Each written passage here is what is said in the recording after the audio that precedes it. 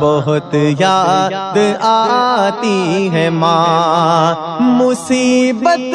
نے جب بھی ہے آ کر کے گھیرا، میری ماں نے سر پہ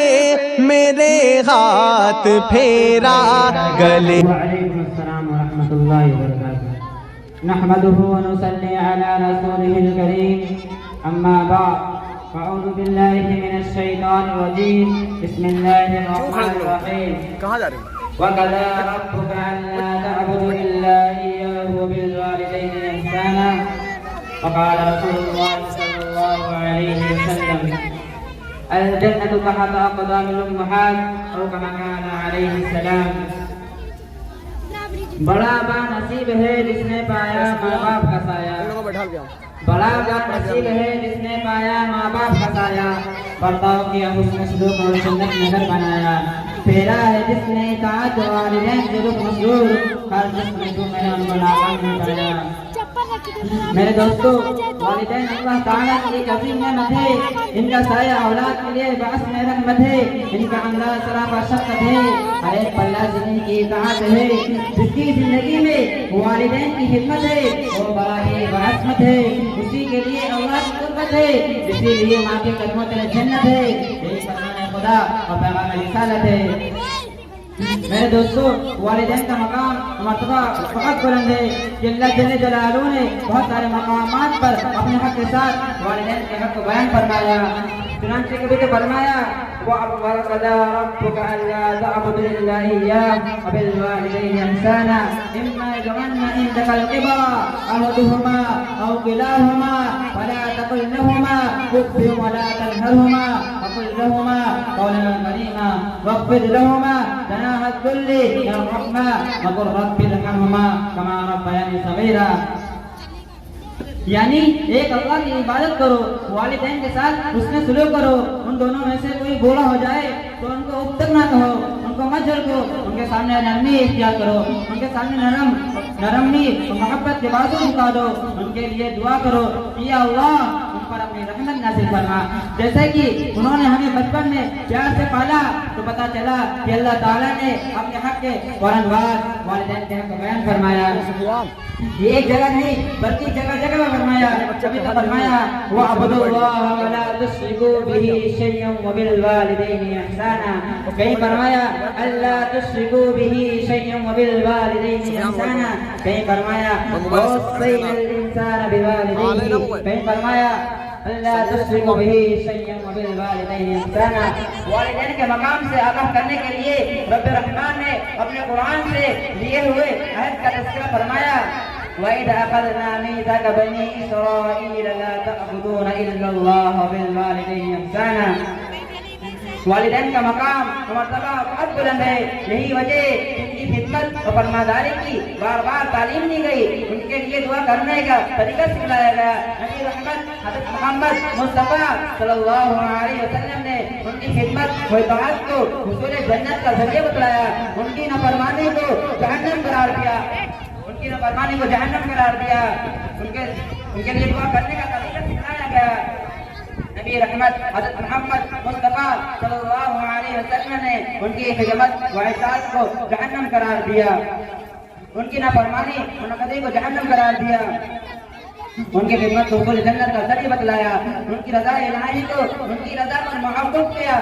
ان کی طرف نگاہ محمد ڈالنے کو مقبول حد کے برابر قرار دیا، ان کی خدمت کو جہاد سے افضل قرار دیا۔ کیا بہترین مثال ہمارے آقا شہنشاہ کون و مکا حضرت محمد مصطفیٰ صلی اللہ علیہ وسلم نے فرمایا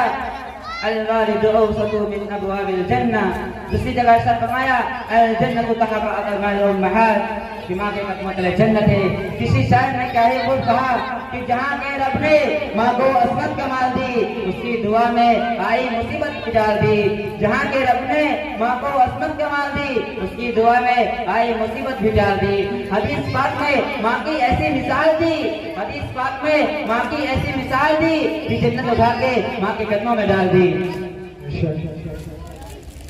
اور حاشم فیروز آبادی نے کیا ہی خوب کہا کہ اس کی ایڑی پر خود چھوٹی لگتی ہے اس کی ایڑی پر وہ چھوٹی لگتی ہے، ماں کے قدموں تلے تو جنت بھی چھوٹی لگتی ہے۔ میرے دوستو، والدین کا مقام مرتبہ بہت بڑا ہے کہ والدین کی وہ خدمت کرے، ان کی خدمت کرے، ان کی ہر بات پر اپنی جان فدا کرے۔ مگر افسوس، صد افسوس، جب ہم اپنے معاشرے پر ایک سرسری نظر دوڑاتے ہیں تو یہ کہتے ہوئے شرم محسوس ہوتی ہے کہ آج اولاد والدین کی ناقدری کر رہی ہے، والدین کو تکلیف پہنچانا اس کا مشغلہ بن گیا ہے۔ والدین کی خدمت کرنے کے بجائے وہ خود ان سے خدمت لیتی ہے، ان کو راحت پہنچانے کے بجائے اذیت پہنچاتی ہے۔ بڑھاپے میں ڈھال بننے کے بجائے وبال بن جاتی ہے، بڑھاپے میں ڈھال بننے کے بجائے وبال بن جاتی ہے۔ انہیں آرزودہ رنجیدہ کرتی ہے، ان کا دل خوش کرنے کے بجائے انہیں آرزودہ رنجیدہ کرتی ہے۔ تو میں ایسی اولاد سے کہنا چاہتا ہوں، ذرا اپنی ماضی پر بھی نظر دوڑاؤ کہ تمہاری ماں نے بے پناہ مشقتوں سے تم کو جنم دیا، تمہارا میں نے اپنے پیٹ میں رکھ کر تمہاری پرورش کی، اور جب تم پیدا ہوئے تو خود گیلی جگہ سو کر تم کو نرم اور گرم جگہ پر سلایا۔ ارے وہ وقت بھی یاد کرو، تمہارے والدین نے نہیں کھایا، تمہیں پیٹ بھر کے کھلایا،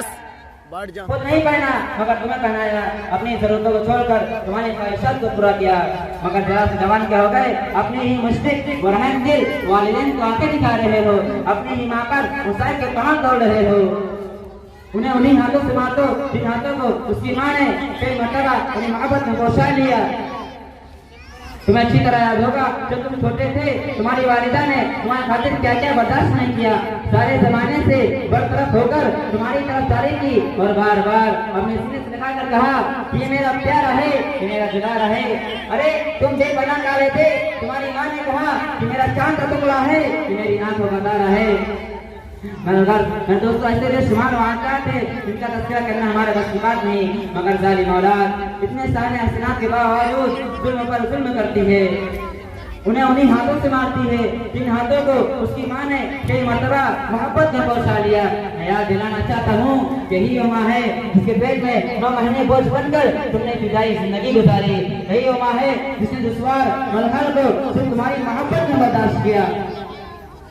یہی وہ ماں ہے جس نے تمہاری محبت دشوار مرحلے کو برداشت کیا، یہی وہ ماں ہے جس کے پیٹ میں تمہاری یہ زبان بنی جسے تم آج اپنی ماں کو گالیاں بک رہے ہو، یہی وہ ماں ہے جس کے پیٹ میں تمہاری آنکھیں بنی جسے تم آج اپنی ماں کو آنکھیں دکھا رہے ہو، یہی وہ ماں ہے جس کے پیٹ میں تمہارا یہ ہاتھ بنا جسے تم آج اپنی ماں کو دھمکیاں دے رہے ہو۔ ارے یہی وہ ماں ہے جس کے پیٹ میں تمہارے یہ قدم بنے جس قدم کو تم اس کے مرضی کے خلاف اسے ناراض کرنے کے لیے اٹھا رہے ہو۔ ارے یہی وہ ماں ہے جس کے بارے میں سرکار دو جہاں صلی اللہ علیہ وسلم نے بارہا اس کی تعظیم کرنے کا حکم فرمایا۔ ایک مرتبہ ایک صحابی دربار رسالت میں حاضر ہوئے اور عرض کیا کہ یا رسول اللہ، میری ماں بوڑھی ہے اور میں نے اپنی پیٹھ پر بٹھا کر گھر سے پیدل چل کر حج کروایا ہے، کیا بدلا دیجئے، کیا میں نے اپنی ماں کا حق ادا کر دیا؟ تو قربان جائیے، سرکار دو عالم نے فرمایا حق ادا کرنا تو دور کی بات ہے، تم نے تو اس کی ایک آہ کا بھی حق ادا نہیں کیا جو ایک مرتبہ تمہارے پیٹ میں کروڑ بدلنے سے نکلی ہے۔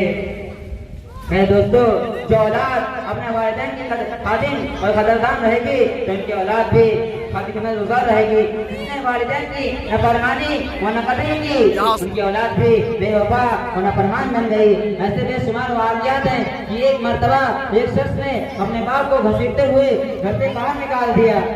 جب دہلیز قریب پہنچی تو والد نے کہا بیٹا ٹھہر جا،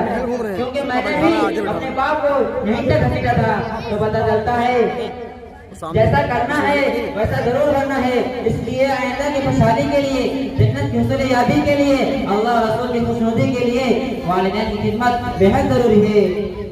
ایک بات یاد رکھ لیجئے، والدین کے دل و زبان سے نکلنے والی دعا سیدھا عرش الہی میں پہنچتی ہے اور بارگاہ بیزتی میں ضرور قبول ہوتی ہے، اس لیے والدین کے دل و زبان سے نکلنے والی ایک بھی عرش کو ہلانے کے لیے کافی ہے۔ مگر اللہ تعالیٰ سے دعا ہے کہ اللہ تعالیٰ ہم سب کو والدین کی قدر کرنے کی توفیق عطا فرمائے۔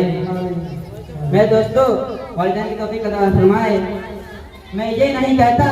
کہ ایسا کرو ایسا کرو، میں یہ نہیں کہتا کہ ایسا کرو ایسا کرو، اگر رسول اللہ صلی اللہ علیہ وسلم کی سیرت آئینہ ہے بس آئینہ دیکھا کرو۔ وما علینا الا البلاغ المبین۔